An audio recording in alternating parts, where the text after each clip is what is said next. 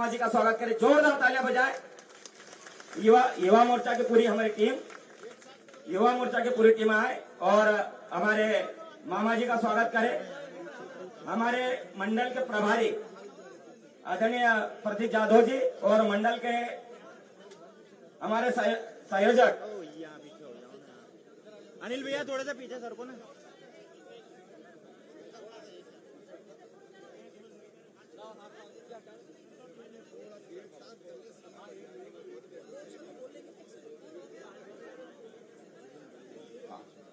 यहाँ पर हमारे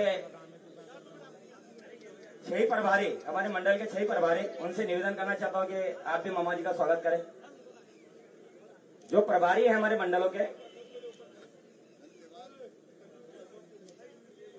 हेलो, राजू जी सिवारे, अशोक पटेल जी, नीलेश चौकसे जी, श्रीमती मधु चौहान जी, रमेश महाजन जी, हमारे और मनोज टंडन जी, सभी के सभी 6 मंडल के प्रभारी भी स्वागत करेंगे। आगे मैं उद्बोधन के लिए आदरणीय जिलाध्यक्ष आदरणीय बोलो बोलो ज्ञानेश्वर भाई पाटिल की, हमारे ज्ञानेश्वर हमारे लोकसभा के उम्मीदवार भाई ज्ञानेश्वर पाटिल जी से निवेदन है कि आप सभा को संबोधित करें। बोलो भारत माता की, ताप्ती मैया की, भारतीय जनता पार्टी, भारतीय जनता पार्टी, जय जय श्री राम, जय जय श्री राम। इस लोकसभा चुनाव के इस चुनावी महासमर में हम सब क्षेत्र की जनता का आशीर्वाद लेने के लिए हमारे जननायक मध्य प्रदेश के भाग्य विधाता, जिन्होंने इस मध्य प्रदेश की तस्वीर और तकदीर बदलने के साथ साथ गरीबों के कल्याण के लिए बहनों के भाई बनकर, किसानों के मसीहा बनकर इस क्षेत्र की तस्वीर बदलने का काम किया, ऐसे जननायक निवृत्तमान मुख्यमंत्री माननीय शिवराज सिंह चौहान जी के लिए दोनों हाथ उठाकर तालियों से स्वागत करें, अभिनंदन करें।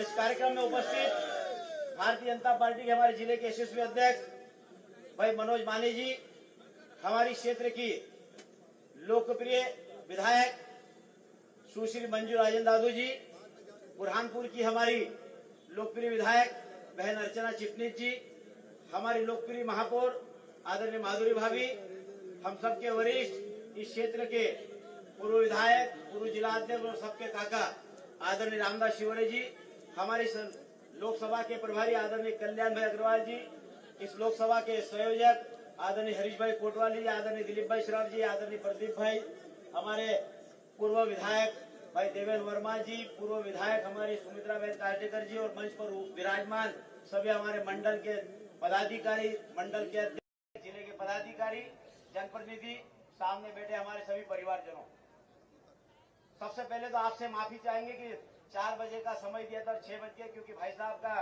प्लेन लेट आया, उसके लिए उनको भी जल्दी जाना है। मैं आप सब लोगों से निवेदन करना चाहता हूं कि आपने इस क्षेत्र में भारतीय जनता पार्टी का भगवा लहराने का काम हमारे स्वर्गीय नेता नंदू भैया ने कठिन परिश्रम करके, जो कांग्रेस का गढ़ था उस कांग्रेस के गढ़ को भाजपा का गढ़ बनाने में आप लोगों ने उनको हमेशा आशीर्वाद दिया। और उसके बाद चाहे हमारे स्वर्गीय नेता नंदू भैया रहे हो, चाहे स्वर्गीय नेता हमारे राजन दादू जी रहे हो, या हमारे पूर्व विधायक रामदास काका रहे हो, सबको आपने भरपूर आशीर्वाद दिया। और हमारे जनप्रतिनिधियों ने भी इस क्षेत्र के विकास के लिए कोई कसर बाकी नहीं छोड़ी। आज हमको इस बात का गर्व है कि आज वास्तव में हमारा जो क्षेत्र हरा भरा और जिस क्षेत्र में जो हरियाली है, इस हरियाली को लाने के लिए मैं हमारे तत्कालीन मुख्यमंत्री माननीय शिवराज सिंह चौहान जी को बहुत बहुत धन्यवाद देता हूं। आज किसानों के चेहरे पर चमक लाने के लिए हमारी डबल इंजन की सरकार ने लगातार काम किया है।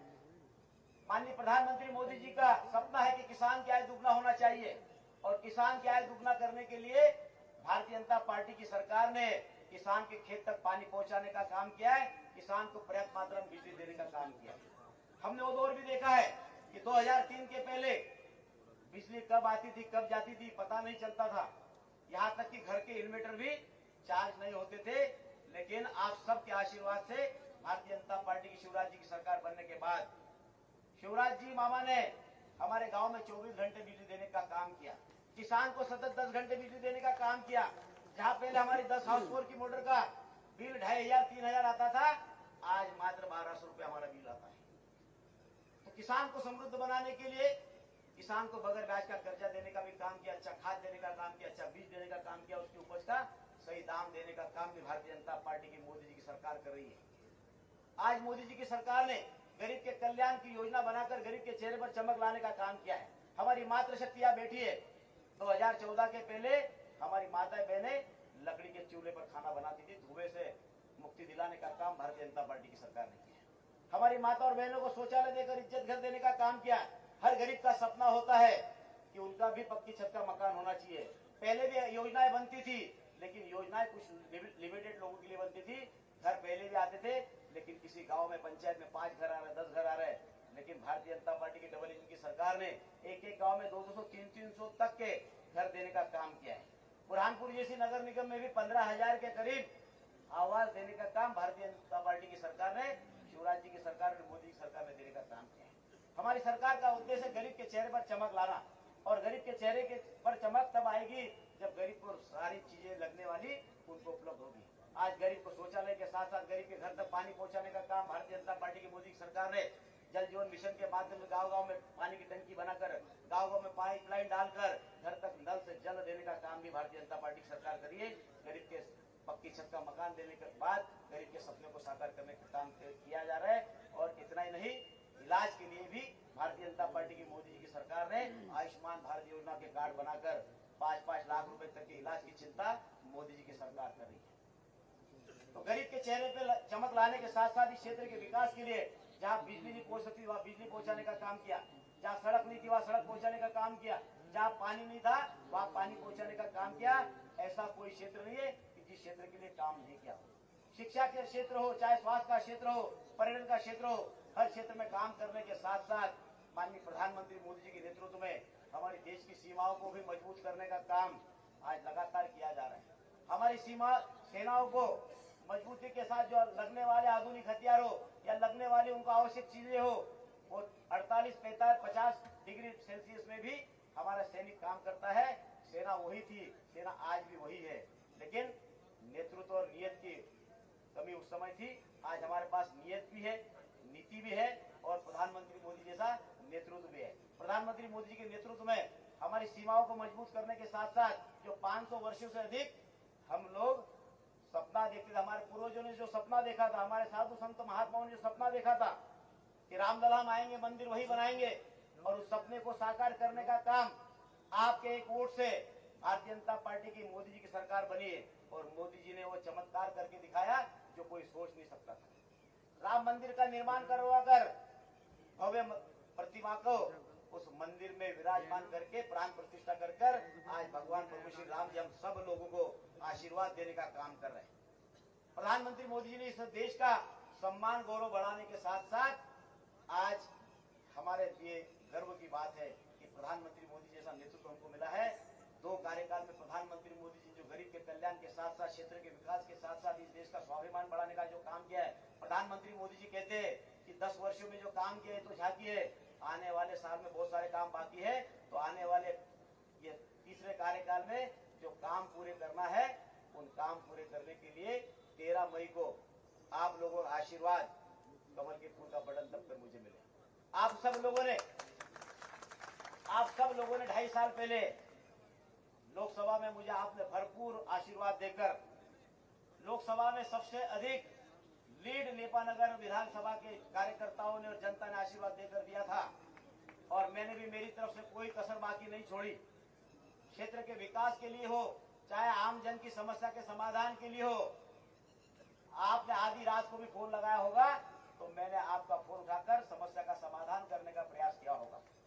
मैं आप सब लोगों के बीच माननीय प्रधानमंत्री मोदी जी ने, भारतीय जनता पार्टी के नेतृत्व ने मुझे पुनः उम्मीदवार बनाया है।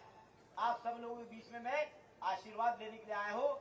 निश्चित रूप से आपका आशीर्वाद 13 तारीख को 3 नंबर के कमल का फूल का बटन दबाकर आप मुझे आशीर्वाद देंगे और प्रधानमंत्री मोदी जी के हाथ मजबूत करने के लिए आपका सहयोग मिलेगा। आपसे पुनः अपील करना चाहता हूँ कि एक एक व्यक्ति ज्ञानेश्वर पाटिल बनकर, एक एक व्यक्ति प्रधानमंत्री मोदी जी बनकर एक एक व्यक्ति के पास जाए।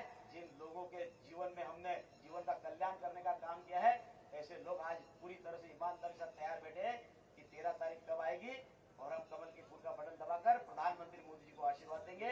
तो आपसे पुनः निवेदन करना चाहता हूँ कि आप सारी सुस्ती छोड़ के ये ना समझे कि कांग्रेस कहीं दिखाई नहीं दे रही है। कांग्रेस तो अदृश्य, लेकिन कांग्रेस अपना काम अंदर से कर रही है। तो हमको कहीं से कहीं तक मुगालते में रहना नहीं है। और मैंने 2 स्कीम चालू करी है। जिस बूथ पर 80% से अधिक मतदान होगा, उस बूथ के कार्यकर्ताओं को अयोध्या दर्शन करने के लिए लेकर जाऊंगा।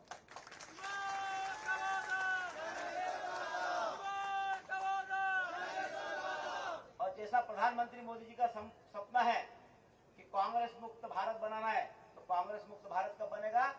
जब हमारा बूथ कांग्रेस मुक्त बनेगा। और कांग्रेस मुक्त बूथ बनाने के लिए जिस बूथ पर कांग्रेस को 0 वोट मिलेगा, उन बूथ के कार्यकर्ताओं को प्रधानमंत्री मोदी से मिलाने के लिए लेकर जाऊंगा। ये आप लोगों से निवेदन है कि आप खुद उम्मीदवार बनकर एक एक वोट को 13 तारीख को 3 नंबर के कमल के फूल का बटन दबाओ, मुझे आशीर्वाद दो और हमारे प्रधानमंत्री मोदी जी के हाथ मजबूत करो। बहुत बहुत धन्यवाद। जय हिंद, जय भारत। अब मैं आमंत्रित करता हूँ बुरहानपुर की विधायक, मैं आमंत्रित करता हूँ हमारे प्रदेश के पूर्व मुख्यमंत्री आदरणीय शिवराज सिंह चौहान जी को, आदरणीय मामा को, सभी को उनकी ओर से सभा को संबोधित करें। माईचो बाबा चो राम राम, कैसे हो? जय माता दी की बेटा। बोले मुठवा बाबा की, रेंगा कोरकू की, भीमा नाइक की, टंटिया मामा की, मोती माता की, शिवा बाबा की, लाडली बहनों की, प्यारे भाइयों की और भांजे भांजियों की, इस मंच पर विराजमान हमारे जिलाध्यक्ष मान्य जी, लोकसभा के हमारे लोकप्रिय उम्मीदवार और अभी भी लोकप्रिय सांसद आदरणीय ज्ञानेश्वर पाटिल जी, इस क्षेत्र के विधायक बेटी मंजू दादू जी, बुरहानपुर क्षेत्र की विधायक दीदी अर्चना चिटनीस जी, हमारी महापौर माधुरी जी बुरहानपुर की, भाई सुमित्रा जी, कल्याण भाई, समय की सीमा है, रामदास जी, देवेंद्र जी, सभी वरिष्ठ नेता भोसले जी, सभी वरिष्ठ नेता साथी पदाधिकारीगण, मेरी बहनों, मेरे भाइयों, भांजे भांजियों, आप सबको दोनों हाथ जोड़ के प्रणाम करता हूं। आप सबको राम राम करता हूं। बहुत दिनों से आपकी याद आ रही थी। आपको भी मेरी याद आ रही थी कि नहीं आ रही थी?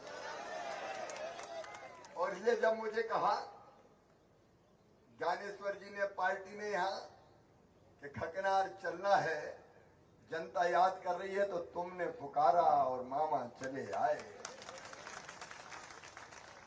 मेरे बहनों और भाइयों, हम भारतीय जनता पार्टी के कार्यकर्ताओं के लिए, मेरे लिए सचमुच में जनता ही भगवान है। जनता की सेवा हमारे लिए भगवान की पूजा है। और जितने काम अभी ज्ञानेश्वर जी गिना रहे थे डबल इंजन की सरकार के, चाहे वो काम प्रधानमंत्री नरेंद्र मोदी जी के नेतृत्व में केंद्र सरकार ने कहे हों, किए हों, और चाहे मुख्यमंत्री के रूप में पहले मैंने किए और अब मोहन जी कर रहे हैं, वो सब काम इसलिए कि हमको आपकी सेवा में ही अपनी जिंदगी बिताना है। ये भारतीय जनता पार्टी है। मेरी बहनों, एक एक योजना बनाई। वो योजना इसलिए नहीं बनाई कि हमको किसी वोट को प्रभावित करना था। वो योजना हमने इसलिए बनाई कि हमको लोगों की जिंदगी को बदलना था। मेरी बहनों, मैं आप सबसे निवेदन करता हूं कि बचपन से मैंने बेटा और बेटियों के बीच भेदभाव होते हुए देखा था। और इसलिए मन में यह विचार आया, एक दर्द, एक पीड़ा सीने में होती थी कि बेटा बेटी के बीच भेद क्यों, बेटा बेटी बराबर क्यों नहीं माने जाते, बेटी बोझ क्यों है। जब ये भेद देखा तो मन में एक तड़प पैदा हुई कि बेटी को बोझ ना माने, बिटिया को वरदान समझा जाए और इसे लाडली लक्ष्मी जैसी योजना बना के बेटियों को लखपति बनाने का काम मैंने किया। भारतीय जनता पार्टी की सरकार ने जितनी योजना बनी, आज हमारी महापौर जी बुरहानपुर की इस मंच पर है, ये इसलिए हुआ कि हमने तय किया कि बहनों के लिए जब तक 50% रिजर्वेशन नहीं होगा स्थानीय चुनाव में, तब तक भाई उनको चुनाव लड़ने ही नहीं देंगे। सही बात है कि नहीं बताओ? और इसलिए हम लोगों ने फैसला किया, और नहीं तो घर में रोटी बनाओ, चूल्हा जलाओ, साहब चुनाव लड़ रहे हैं, 50 आदमी खाने आ रहे हैं और बनाती रहे बहन रोटी। मैंने तय किया बहनों से राज करवाऊंगा, इसलिए 50% रिजर्वेशन स्थानीय निकाय के चुनाव में बहनों को दिया। बेटियों की शादी कई बार बोझ बन जाती थी, तो बेटियों की शादी करने का फैसला सरकार ने किया, मामा ने किया।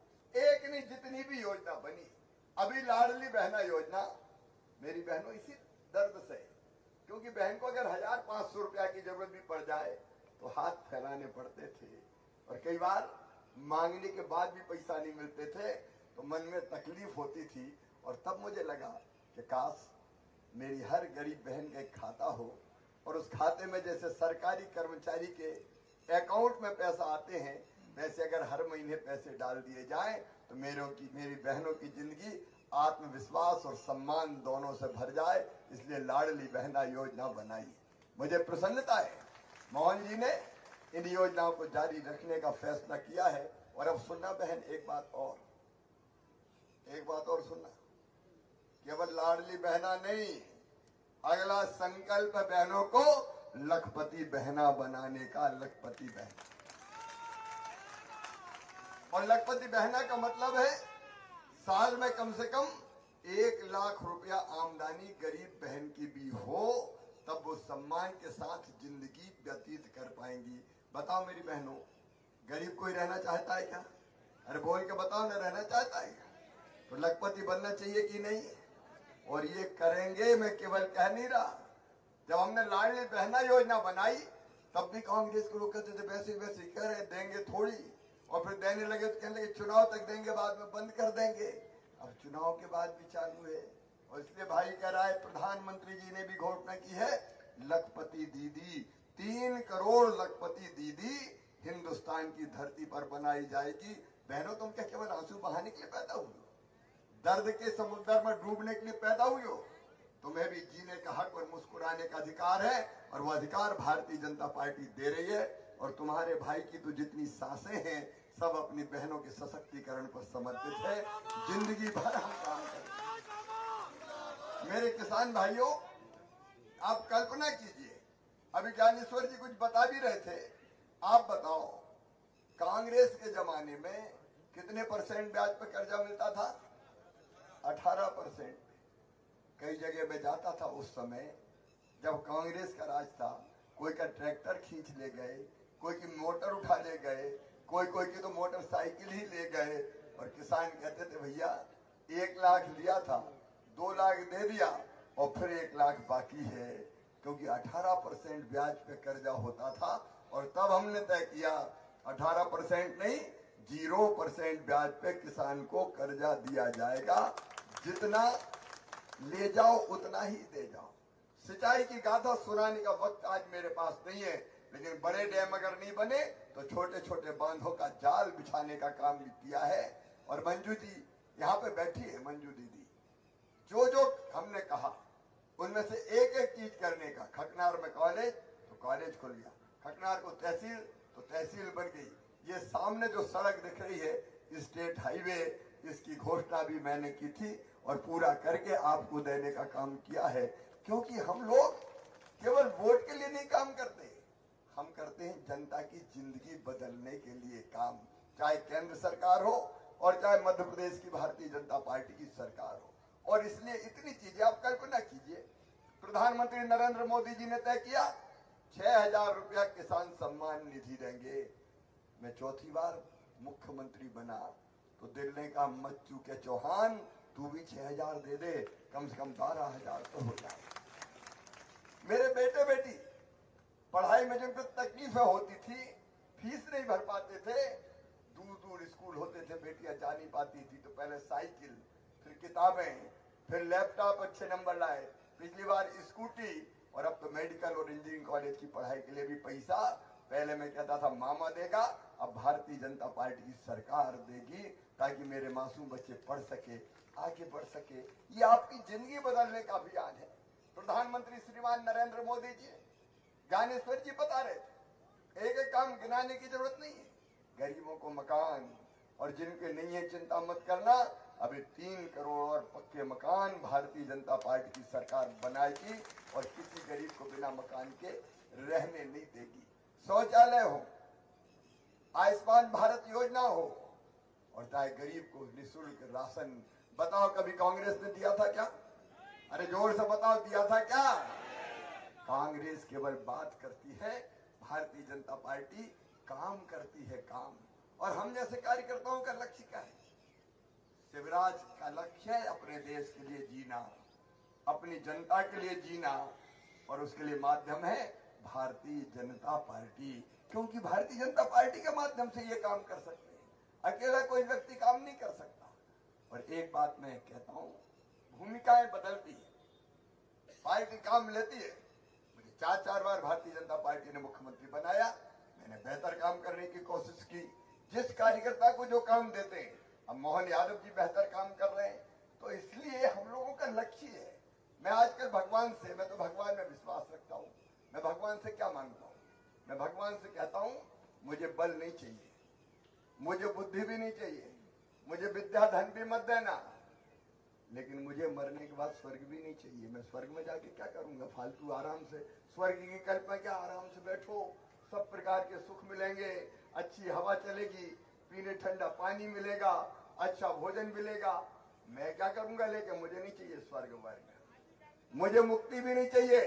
कई लोग कल्पना करते हैं कि मरने के बाद मुक्त हो जाएं, अपन मोक्ष प्राप्त करके क्या करेंगे? हमें नहीं चाहिए मोक्ष। मैं तो भगवान से यही प्रार्थना करता हूं कि मरने के बाद फिर इसी जनता के बीच जन्म देना, ताकि इसकी सेवा करके इसकी जिंदगी की तकलीफें दूर करने का काम हम कर सकें।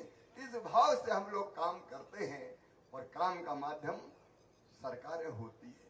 और इसलिए आपने मध्य प्रदेश में सरकार बनाई, बेटी मंजू को इस बार यहां से जिताया। पिछली बार मेरे मन में थोड़ा सा टीस और दर्द था कि हम दोनों सीटें हार गए थे। इस बार आपने मंजू दीदी, अर्चना दीदी दोनों को जिताया। मैं आपका हृदय से आभार प्रकट करता हूं।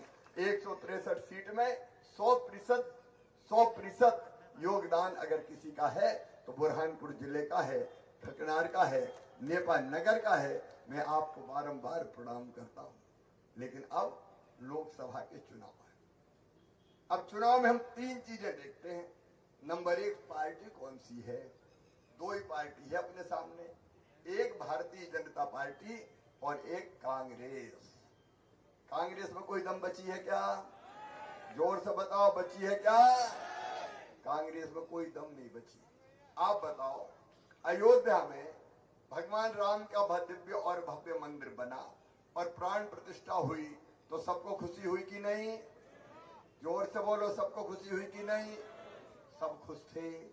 बहनें दीपक जला रही थी, रंगोलियां बना रही थी, नौजवान केसरिया झंडा लहरा रहे थे, बम फटाके फोड़े जा रहे थे, चारों तरफ खुशियां मनाई जा रही थी, आनंद और उत्सव मनाया जा रहा था, पूरा देश खुशी में डूबा था। लेकिन एक पार्टी रो रही थी, एक पार्टी।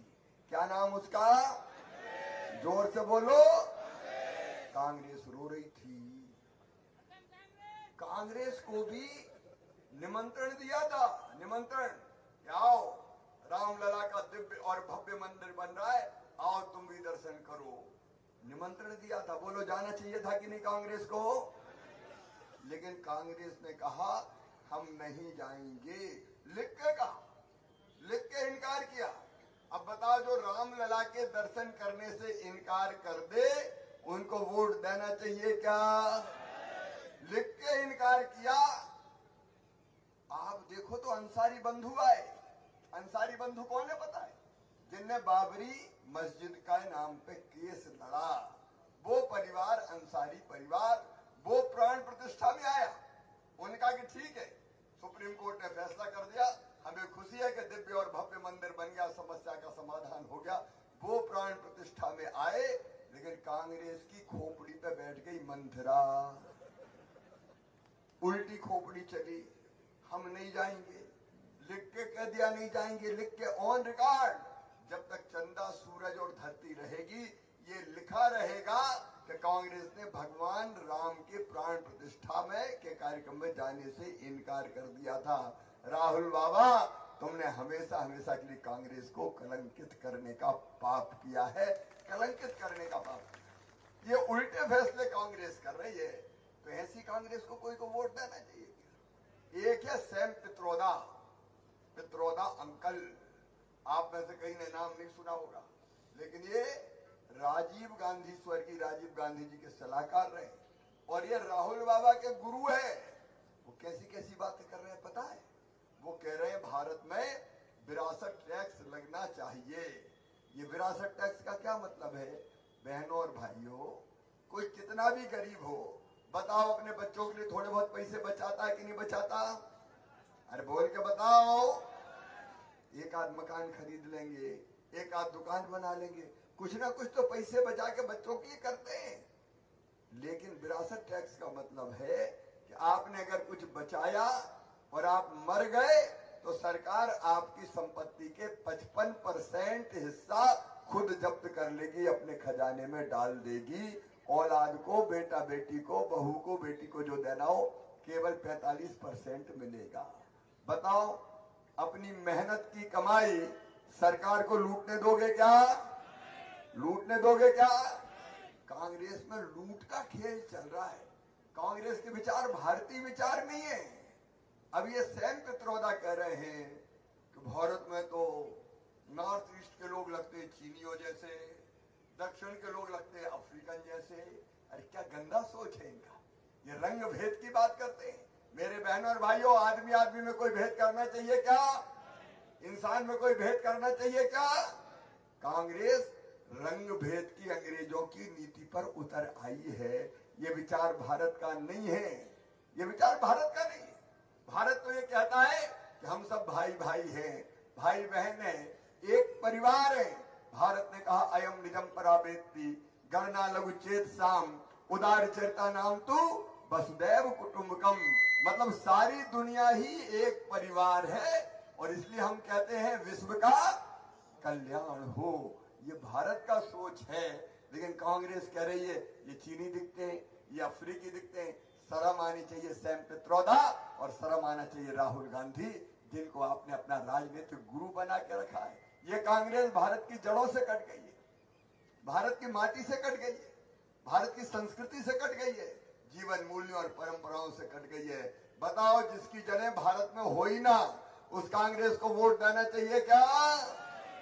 राहुल गांधी की जड़ें भारत में है ही नहीं, भारत को नहीं जानते, भारत की माटी को नहीं जानते, इसकी सौदी सुगंध नहीं पहचानते। उनको तो ये भी पता नहीं है कि केला पेड़ में ऊपर लगता है कि जमीन के नीचे लगता है। उन्हें पता ही नहीं है। वो आलू डाल के सोना निकाल देते हैं, ये जानते नहीं भारत को। तो बताओ, ऐसी कांग्रेस को वोट देना चाहिए क्या? पार्टी है केवल भारतीय जनता पार्टी। दूसरे हम चुनाव में क्या चुनते हैं? चुनाव में चुनते हैं प्रधानमंत्री कौन होगा। आप बताओ, खकनार और आसपास के बहनों और भाइयों, आप सब्जी खरीदने जाते हैं, भटा भाजी कुछ भी खरीदने जाए तो उलट पलट कर देखते हैं कि नहीं कि सड़ी मड़ी तो नहीं है। मेरी बहनें जाती 10 बार दुकानदार से चिक चिक करती है, भैया जो अच्छा नहीं फला नहीं चला, उतार देगी, ये टमाटर हटा, ये आलू हटा, ये वाला डाल, ये तौल। हम सब्जी भाजी भी देखभाल के खरीदते हैं। गर्मी में अगर मटका खरीदने जाओ कुम्हार भैया के घर, तो वो भी बजा के देखते हो कि नहीं ठक ठक बोल रहा है कि नहीं बोल रहा है, कहीं फूटा फाटा तो नहीं, पानी बह जाएगा। देखते हो कि नहीं देखते? बताओ। तो आप बताओ, प्रधानमंत्री देख के बनाना चाहिए कि नहीं? अब प्रधानमंत्री भारतीय जनता पार्टी के तो तय हैं। श्री नरेंद्र मोदी जी आज भी प्रधानमंत्री हैं और कल भी प्रधानमंत्री होंगे। एनडीए भाजपा ने साफ कहा है, नरेंद्र मोदी एक वैभवशाली, गौरवशाली, संपन्न, समृद्ध और शक्तिशाली भारत के निर्माता नरेंद्र मोदी लोगों की जिंदगी में परिवर्तन लाने वाले नेता है नरेंद्र मोदी जी। और याद रखना खकरार वालों, आज कह के जा रहा हूं, प्रधानमंत्री नरेंद्र मोदी जी के नेतृत्व में ही भारत विश्व गुरु बनेगा, दुनिया को दिशा दिखाएगा। नरेंद्र मोदी जी को हम सब जानते हैं, वो हमारे प्रधानमंत्री होंगे। लेकिन मुझे बताओ, कांग्रेस ने या इंडी गठबंधन ने उनका प्रधानमंत्री घोषित किया है क्या? किया है क्या? कौन है बता तो दो। हालत ये हो गई कि राहुल बाबा कहां से चुनाव, और उनकी सर्वोच्च नेता श्रीमती सोनिया गांधी चुनाव लड़ रही है क्या? अरे लड़ रही है क्या? क्यों नहीं लड़ रही? हार के डर से। कौन हारे? तो विधानसभा में चले गए। मैं तो साधारण कार्यकर्ता भारतीय जनता पार्टी का, मैं कहां से लड़ा? मुझे पार्टी ने कहा, तो मैं कहा भाई जहां हमारा नरा गला, जहां पैदा हुआ, मैं भाई से लड़ा हूं। तो कितनी बार लड़ लिया मैं? 6 बार विधायक, 5 बार सांसद, और 6वीं बार भी मामा बनने वाला है अभी। 12 चुनाव हो गए एक ही क्षेत्र से, क्योंकि जो विधानसभा लड़ा वो भी इसी लोकसभा में है। 12 चुनाव। हम तो कहीं नहीं गए भैया। राहुल गांधी अमेठी छोड़ के वायनाड क्यों गए? राहुल गांधी रणछोड़दास हो गए, भगलिए।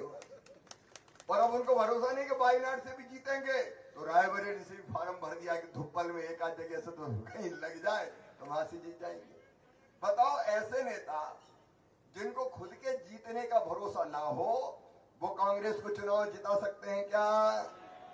ऐसे व्यक्ति को प्रधानमंत्री बनाने का कोई सोच सकते हैं क्या? और अभी तो इतनी हिम्मत नहीं कि कहे कि राहुल बाबा को प्रधानमंत्री बनाएंगे। वहां तो गुत्थम गुत्था चल रही है। इंडी गठबंधन मतलब कहीं की ईंट कहीं का रोड़ा, भानुमति ने कुनवा जोड़ा। आपस में लड़े चले जा रहे हैं। जब उनसे पूछते बताओ तो तुम्हारा प्रधानमंत्री कौन होगा, तो कहते देख लेंगे बाद में। अरे भैया बता दो तो, धन्ना होगा, पन्ना होगा, मन्नू होगा, लल्ला होगा, कल्ला होगा कि जुम्मन होगा? कोई तो बता दो, कौन प्रधानमंत्री होगा तुम्हारा? ये पीएम बनाओगे किसी को? पीएम अगर बनाना है तो श्रीमान नरेंद्र मोदी जी, जो दुनिया में भारत का मान और सम्मान बढ़ा। काय के लिए कांग्रेस? और इसलिए आज खकनार निवेदन करने आया हूं। तीसरी चीज हम देखते हैं कि हमारा उम्मीदवार कौन है। मुझे कहते हुए गर्व है, नंदू भैया के बाद ज्ञानेश्वर पाटिल जी ने जनता की सेवा करके उनके अधूरे कामों को पूरा करने का ईमानदारी से प्रयत्न किया। मैं नंदू भैया के चरणों में भी श्रद्धा सुमन अर्पित करता हूं, और हमारे नेता जिन पे हमें गर्व है, आदरणीय राजेंद्र दादू जी, उनके चरणों में भी प्रणाम करता हूं। इनने इस क्षेत्र के लिए बहुत काम किया। उन सब कामों और जनता की सेवा के कामों को ज्ञानेश्वर पाटिल बखूबी करने का दिन और रात जी और जान से प्रयास कर रहे हैं। और मुझे गर्व है कि आपको फिर ऐसा सांसद मिला है जो दिन और रात आपकी सेवा में रत रहता है। आपने कांग्रेस के उम्मीदवार को कभी पहले देखा क्या? अरे बताओ, देखा क्या? तो देखे, भाले, जाने, पहचाने अपने ज्ञानेश्वर दादा। दादी करें आज, वैसे दादा नहीं,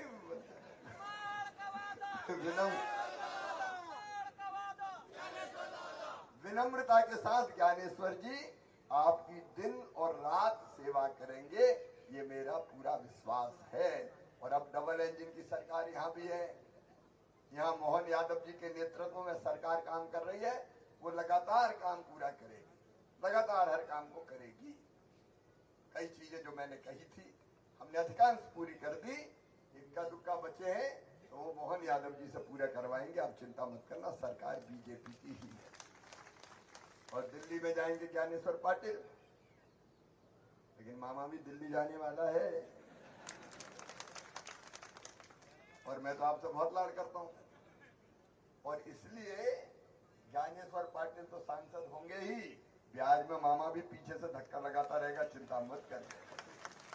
खगनार को कोई चीज की जरूरत होगी तो ज्ञानेश्वर जी के साथ मैं भी चला जाऊंगा, और कोशिश रहेगी कि आपको काम करके दें। मेरे बहनों और भाइयों, आपकी सेवा में किसी भी कीमत पर हम कोई कसर नहीं छोड़ेंगे। बताइए, आप सबको मुझ पर विश्वास है? और इसलिए मैं आज निवेदन करने आया हूं। कोई नेपानगर विधानसभा में भी, यहाँ भी खकनार नेपानगर में भी नहीं छोड़ेंगे और बुरहानपुर में भी नहीं छोड़ेंगे। ताप्ती रिचार्जिंग का काम भी आगे बढ़ाने का काम निश्चित तौर पर किया जाएगा। मैं आप सबसे निवेदन करता हूं मेरे बहन और भाइयों, जरा भी भूल नहीं हो जाए, कमल के फूल की बटन दबाएं, ज्ञानेश्वर जी को अपना सांसद बनाएं, नरेंद्र मोदी जी को प्रधानमंत्री बनाएं। बोलिए, सब तैयार हैं? अपनी जगह सब खड़े हो जाएं। आज संकल्प लेके खकनार से जाएंगे कि भाजपा को ही जिताएंगे। दोनों हाथ ऊपर उठा के, दोनों मुट्ठी बांध के और भारत माता की जय बोल के भारतीय जनता पार्टी को, ज्ञानेश्वर पाटिल को जिताने का संकल्प लेंगे, मोदी जी को प्रधानमंत्री बनाने का संकल्प लेंगे।